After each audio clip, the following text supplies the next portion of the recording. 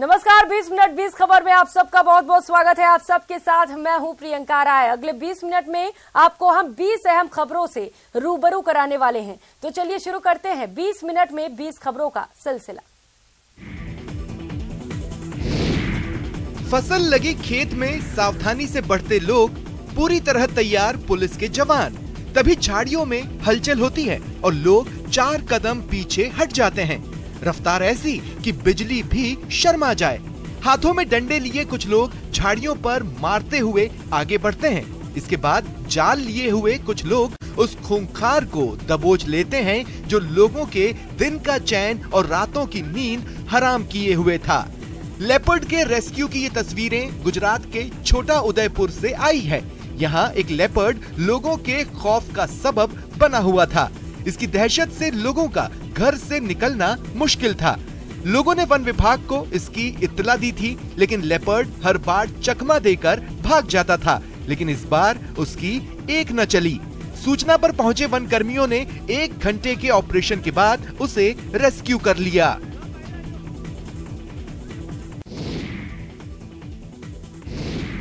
अगर ईश्वर ने आपको कुछ दिया है तो उसका सदुपयोग करना चाहिए, ऐसा हम अक्सर सुनते हैं। लेकिन कुछ लोग ऐसे भी होते हैं जो इस पर अमल भी करते हैं। ऐसा ही किया है भीलवाड़ा जिले के फूलिया कला के एक परिवार ने। दरअसल जिले के फूलिया कला में सरकारी स्कूल का भवन जर्जर हो गया था। इसके गिरने का खतरा बना हुआ था।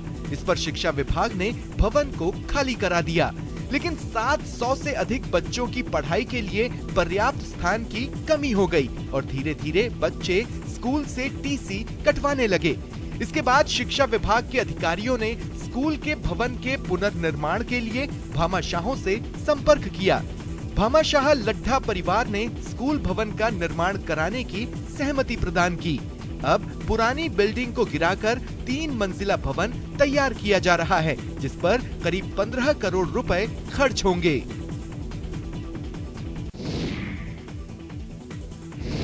जहां चंद लोग रुपयों के लिए अपने ईमान को बेचने के लिए तैयार हो जाते हैं, वहीं गाजियाबाद के थाना मोदीनगर इलाके में एक ई रिक्शा चालक ने ईमानदारी की मिसाल पेश करते हुए 25 लाख रुपयों से भरा हुआ बैग पुलिस को सौंप दिया।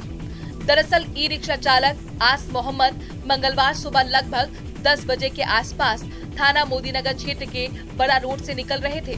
तभी उन्हें एक बैग दिखाई दिया। बैग को खोलने पर उन्हें उसमें काफी सारे रुपए दिखाई दिए, जिसके बाद उन्हें कुछ नहीं सूझा और उन्होंने अपने भतीजे को मौके पर बुला लिया, जिसके साथ रुपयों से भरा बैग मोदीनगर थाने में जमा करा दिया। आस मोहम्मद और भतीजे के मुताबिक उन्हें पता नहीं था कि उसमें कितने रुपए भरे हुए हैं, लेकिन जो जानकारी मिली है उसके मुताबिक 25 लाख रुपए थे। मोहम्मद आस के इस काम की खूब तारीफ हो रही है। इसके लिए पुलिस ने उन्हें प्रशस्ति पत्र और गुलदस्ता देकर सम्मानित किया।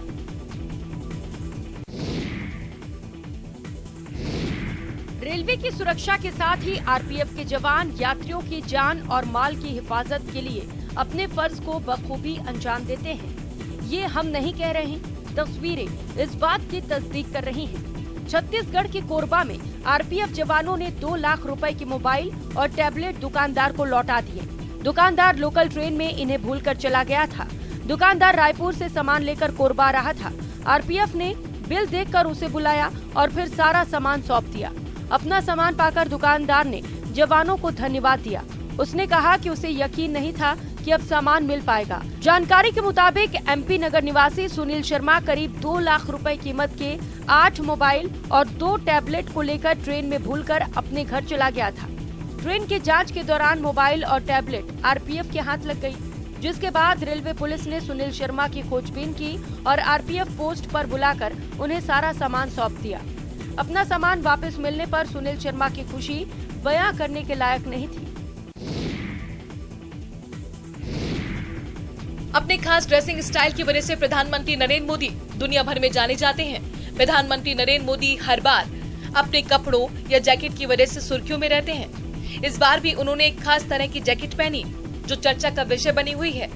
बता दें कि बुधवार को पीएम मोदी संसद में जो जैकेट पहनकर पहुंचे थे वो 28 सिंगल यूज प्लास्टिक बोतल से बनाई गई है। दरअसल संसद के बजट सत्र के दौरान प्रधानमंत्री नरेंद्र मोदी एक खास जैकेट पहने हुए नजर आए। प्रधानमंत्री नरेंद्र मोदी बुधवार को संसद में नीले रंग की खास जैकेट पहने नजर आए। जैकेट को प्लास्टिक की बोतल्स को रिसाइकिल करके तैयार किया गया है। इंडियन ऑयल कॉर्पोरेशन ने बेंगलुरु में इंडिया एनर्जी वीक में पीएम को ये जैकेट भेंट की थी। बता दें कि इंडियन ऑयल कॉर्पोरेशन हर साल 10 करोड़ बॉटल्स को रिसाइकिल करेगा, जिससे सशस्त्र बलों के लिए वर्दी भी तैयार की जाएगी।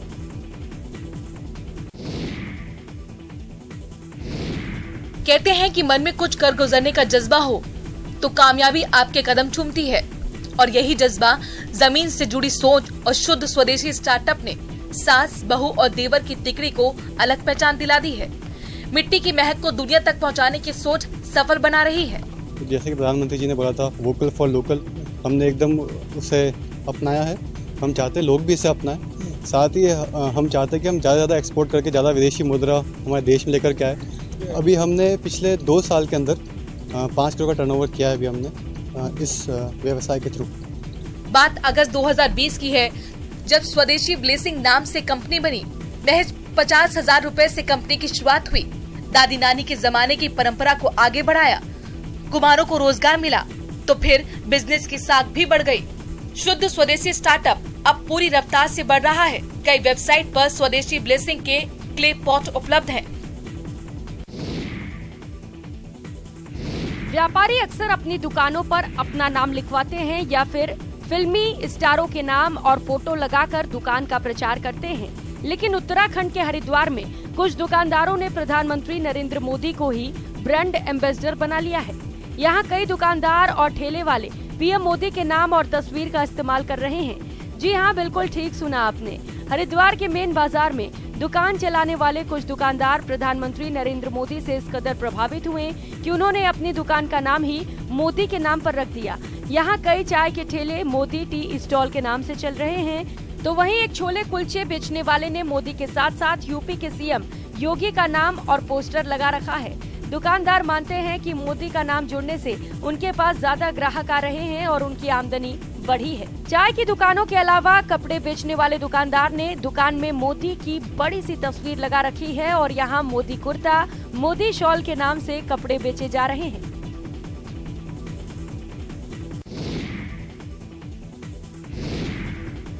नशा नाश की जड़ है, लेकिन कई लोग इस बात को जानते हुए भी मानते नहीं हैं, इसलिए अपनी जिंदगी नशे की भेंट करते हैं। ऐसे लोगों को समझाने बुझाने की जरूरत है। ऐसे ही लोगों के लिए हरियाणा के अरविंद यादव ने एक अनोखी मुहिम शुरू की है। जागरूकता फैलाने के लिए वो पैदल चल रहे हैं। यात्रा के दौरान वो जगह जगह रुककर युवाओं को जागरूक कर रहे हैं, नशे से होने वाले दुष्प्रभावों के बारे में बता रहे हैं। अरविंद यादव 16 दिसंबर से इस यात्रा पर हैं। अरुणाचल प्रदेश से पैदल यात्रा शुरू कर 8 राज्यों से होते हुए कोटेश्वर गुजरात जाएंगे। इस दौरान वो बिहार से गुजरते हुए भागलपुर पहुंचे और यहाँ कई युवाओं को नशे से होने वाले दुष्परिणामों के बारे में बताया। बता दें कि अरविंद यादव भारतीय रेलवे में नौकरी करते हैं। उन्होंने कहा कि ड्यूटी के दौरान उनकी नजर ट्रेन में ड्रग्स, स्मैक और चरस का सेवन करते बच्चों पर गई। इसके बाद उन्हें इस यात्रा की जरूरत महसूस हुई।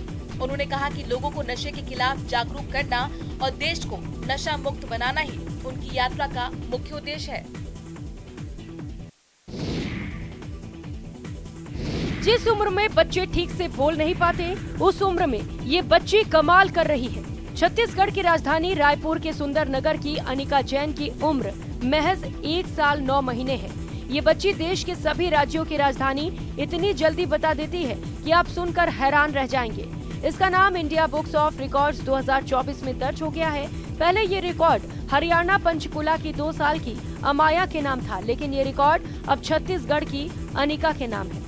इंडिया, छत्तीसगढ़, महाराष्ट्र, मध्य प्रदेश, गुजरात, पंजाब, हरियाणा। लॉकडाउन के वक्त पूरे देश के बच्चे मोबाइल के अभ्यास में लगे हुए थे।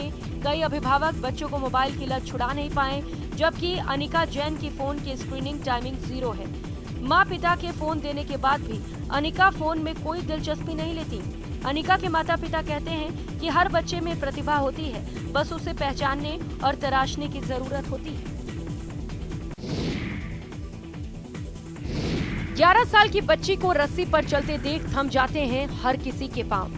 तस्वीरें छत्तीसगढ़ के गारियाबंद की हैं। दुर्गेश्वरी 2 खंभों के बीच तनी हुई रस्सी पर संतुलन साधती हैं। इसी संतुलन से वो लोगों का मनोरंजन करती हैं और अपने शो के दौरान तमाम तरह की जोखिम उठाती हैं। आप कह सकते हैं कि तनी रस्सी पर उसका चलना दरअसल भूख और भोजन के बीच संतुलन बनाने जैसा है। जितना जोखिम उतनी ज्यादा कमाई। दरअसल राजिम माघी पुन्नी मेला छत्तीसगढ़ की आस्था का प्रतीक है। महानदी, पैरी और सोंढूर नदियों के पवित्र संगम पर सदियों से इस मेले का आयोजन होता है, जहां 11 साल की दुर्गेश्वरी मेले में आने वाले श्रद्धालुओं के आकर्षण का केंद्र बनी हुई है। 10वीं की छात्रा दुर्गेश्वरी हर साल अपनी मां के साथ मेले में आती हैं और हैरत अंगेज करतब दिखाकर लोगों को दांतों तले उंगली दबाने के लिए मजबूर कर देती हैं। कभी खाली पैर, कभी थाली में पैर रखकर, तो कभी रस्सी पर चलना उसका गजब का कमाल लोगों को दंग कर देता है।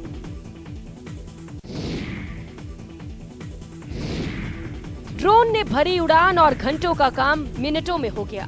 अब 150 किलोमीटर दूर उत्तरकाशी से देहरादून महज 45 मिनट में ब्लड सैंपल पहुंचाया जा सकता है, जहां सड़क से पहुंचने में 5 से 6 घंटे का वक्त लगता है। उत्तराखंड में पायलट प्रोजेक्ट के तौर पर देहरादून से उत्तरकाशी के बीच ड्रोन गलियारा बनाया गया है। राज्य की इंफॉर्मेशन टेक्नोलॉजी डेवलपमेंट एजेंसी यानी कि ITDA ने DGCA के सहयोग से ये कॉरिडोर बनाया है। 11 जनवरी को भी ड्रोन के जरिए कोविड वैक्सीन की 400 डोज उत्तरकाशी पहुंचाई गई। ITDA अब ऐसे ड्रोन कॉरिडोर राज्य के सुदूरवर्ती सभी जिलों में बनाने जा रहा है। उत्तराखंड के दुर्गम पहाड़ी क्षेत्रों के लिए ड्रोन टेक्नोलॉजी वरदान साबित हो सकती है। आपदा के समय कम समय में जरूरतमंदों तक मदद पहुंचाई जा सकती है। ITDA का मानना है कि सिर्फ हेल्थ केयर ही नहीं, बल्कि एग्रीकल्चर में फर्टिलाइजर का छिड़काव समेत कई सेक्टर में ड्रोन टेक्नोलॉजी का प्रयोग किया जा सकता है। मंदिर के गर्भगृह पर इस्लामिक झंडा, आपका हैरान होना लाजमी है। एक ओर जब देश में जाति और धर्म को लेकर माहौल गरमाया हुआ है, तो वहीं छत्तीसगढ़ का एक मंदिर सदियों से हिंदू मुस्लिम एकता की मिसाल बना हुआ है। इस मंदिर में दोनों ही धर्म के लोग एक साथ माथा टेकते हैं। मंदिर के पट खुलते हैं तो पहले लोबान जलाई जाती है। मंदिर से प्रांगण में स्थित मजार के लिए चादर निकलती है। इसके बाद दोनों मिलकर मां चंडी की पूजा अर्चना करते हैं। खास बात यह है कि मंदिर के गर्भगृह पर इस्लामिक झंडा भी लगा हुआ है। ये मंदिर है बालोद जिले के गुंडरदेही के हटरी बाजार में। इसे चंडी माता के मंदिर के नाम से जाना जाता है। इस मंदिर पर एक ओर जहां चंडी मैया की पूजा की जाती है, तो वहीं दूसरी ओर सैयद बाबा का हरे रंग का पवित्र पताका भी लहराता है। यहाँ पर सभी धर्म के लोग मिलजुल कर पूजा अर्चना करते हैं। पूर्व विधायक और मंदिर के संस्थापक परिवार के सदस्य राजेंद्र कुमार राय बताते हैं कि यहाँ कभी हिंदू मुस्लिम का टकराव नहीं हुआ, सब मिलजुल कर साथ रहते हैं। जहाँ भी आपदा आती है, वहाँ भारत सबसे पहले राहत सामग्री पहुँचाता है। तस्वीरें इस बात की गवाही दे रही हैं। तुर्की और सीरिया के विनाशकारी भूकंप में पीड़ितों को आपातकालीन राहत पहुंचाने वाला भारत दुनिया का पहला देश है। भारतीय वायुसेना के ग्लोब मास्टर C-17 को हिंडन एयरबेस से मेडिकल टीम और आवश्यक स्वास्थ्य उपकरणों के साथ तुर्की भेजा गया। इस खेप में जीवन रक्षक दवाएं और आपातकालीन चिकित्सा वस्तुएं शामिल हैं। भारत के इस प्रयास की पूरी दुनिया में सराहना हो रही है। तुर्की के साथ साथ सीरिया में भी भूकंप से जान माल का भारी नुकसान हुआ है। दोनों देशों में भूकंप में 5000 से अधिक लोगों की मौत की खबर है। राहत सहायता भेजे जाने वाले लोगों ने बताया है कि 2 और उड़ानों से मेडिकल आपूर्ति सहित और अधिक राहत सामग्री तुर्की भेजी गई है। एक ऐसा ही विमान सीरिया भी भेजा गया है। गौरतलब है कि सोमवार को आए 2 शक्तिशाली भूकंप में तुर्की और सीरिया के विभिन्न हिस्से बुरी तरह से प्रभावित हुए हैं। विश्व के कई देशों ने वहां राहत कार्यों के लिए मदद का हाथ बढ़ाया है। सरकार जनजातियों के विकास के लिए तमाम तरह के दावे करती है, लेकिन धरातल पर तस्वीरें कुछ और ही किस्सा बयां करती है। यही बताने के लिए विशेष जनजाति परिवार के लोग हाथों में तीर धनुष, कुल्हाड़ी और खाली बर्तन लेकर कलेक्टर कार्यालय पहुंचे हैं। छत्तीसगढ़ के सरगुजा के ग्राम बेंदोपानी में 40 विशेष जनजाति परिवार सालों से निवास करते हैं, लेकिन यहाँ बुनियादी सुविधाओं की घनघोर कमी है। सरकार के चलाए जा रहे योजनाओं का लाभ यहाँ रह रहे विशेष जनजाति परिवारों को नहीं मिल पा रहा है। यही वजह है कि सैकड़ों की संख्या में जनजाति परिवार के सदस्य सरगुजा कलेक्टर के पास पहुँचे हैं और उन्हें अपनी समस्याओं से अवगत करवाया है। ही दुख है कि भाई हमार जग अटलवास नहीं मिली से, ना मतलब कि शौचालय नहीं मिली से, ना पानी का समस्या है हमारा, और मतलब कि रोड का भी समस्या है। इस संबंध में जनपद पंचायत सीओ से बात हुई है। उनके द्वारा बोला गया है कि वो अपनी टीम भेजेंगे और जैसे पेंशन हो गया, जॉब कार्ड हो गया और सड़क हो गया, इसके संबंध में सर्वे करा के उसका बिल्कुल पॉजिटिव निराकरण करेंगे। साथ ही पट्टा पे अगर उनको निर्धारित समयावधि जो है उसके पहले का कब्जा अगर है तो पूरी प्रक्रिया पूरी की जाएगी पट्टे के संबंध में। बिहार के मुंगेर का शहीद स्मारक आज सरकारी उपेक्षा का दंश झेल रहा है। पार्क और स्मारक रख रखाव के अभाव में अपनी पहचान खोता जा रहा है, वो भी तब जब सरकार ने लगभग 2 करोड़ की लागत से स्मारक का निर्माण कराया था। सरकार प्रत्येक वर्ष 15 फरवरी को शहीदों के सम्मान में राजकीय समारोह मनाती है। बता दें कि प्रतिभा स्थल की दीवारों पर लगाए गए फाइबर की म्यूरल को भी अभी तक नहीं बदला जा सका है। वहीं 100 फीट के तिरंगा लगाने की योजना भी ठंडे बस्ते में जा चुकी है। सामाजिक कार्यकर्ता चंदर सिंह राकेश सहित दूसरे लोगों ने कहा कि शहीद स्मारक की मूर्ति और पार्क के रखरखाव की जिम्मेदारी नगर पंचायत के कार्यपालक पदाधिकारी को दी गई थी, लेकिन उन्होंने इससे इनकार कर दिया। जबकि देश के प्रधानमंत्री नरेंद्र मोदी मन की बात कार्यक्रम में कई बार इस शहीद स्मारक का जिक्र कर चुके हैं।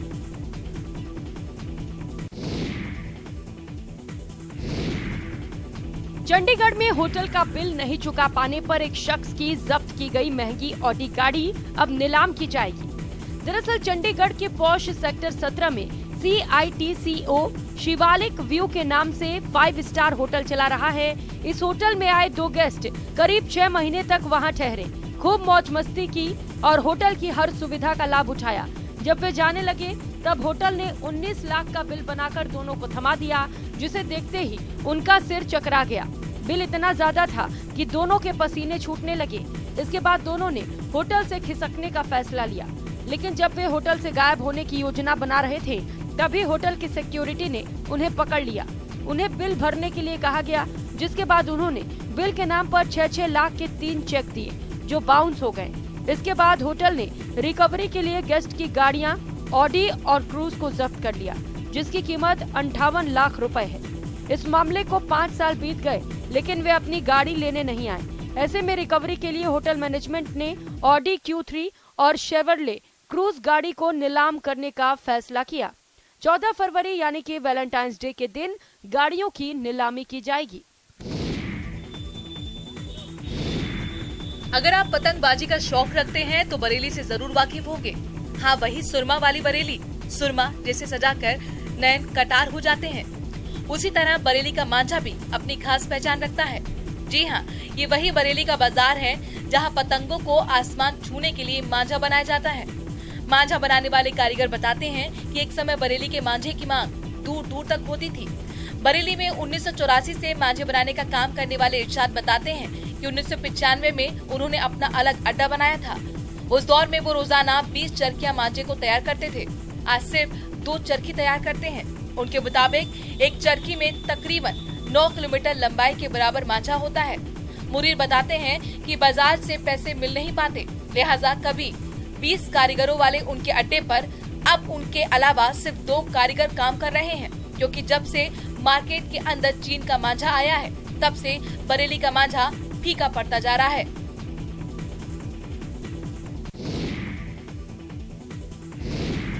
अगर आपको सोशल मीडिया पर प्रधानमंत्री मुद्रा लोन के नाम से कोई विज्ञापन देखने को मिले तो हो जाइए सावधान, वरना उठाना पड़ जाएगा नुकसान।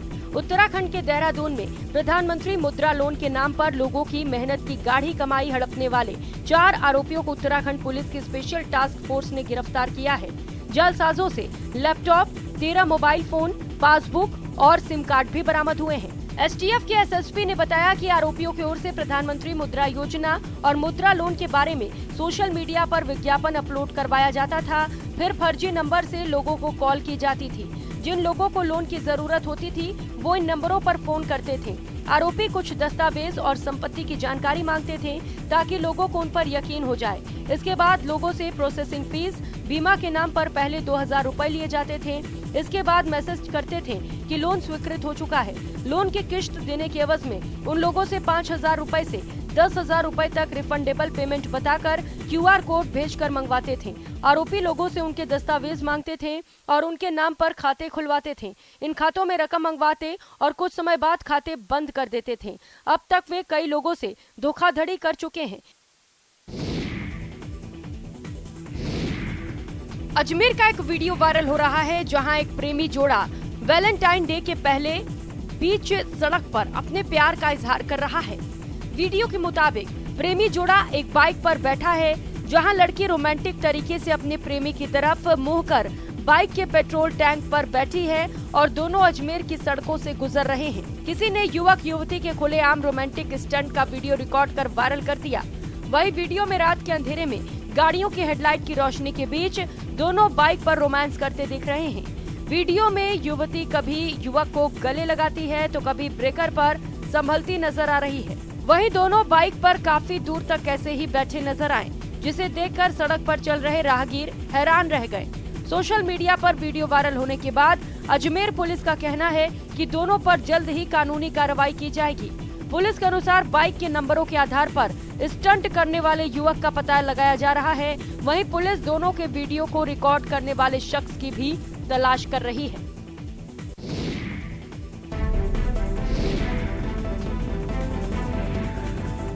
उत्तर प्रदेश के ललितपुर में 2 साड़ों की लड़ाई के बाद एक साड़ मकान की छत पर चढ़ गया।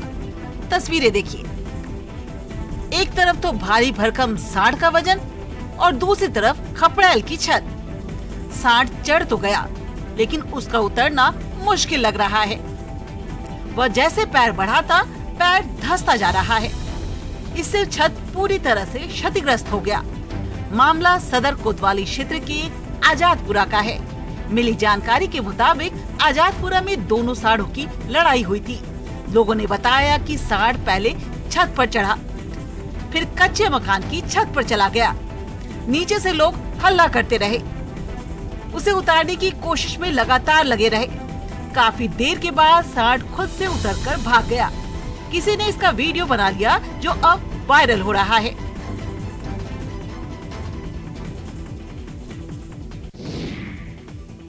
बीस मिनट 20 खबर में फिलहाल इतना ही। मुझे दीजिए इजाजत। नमस्कार।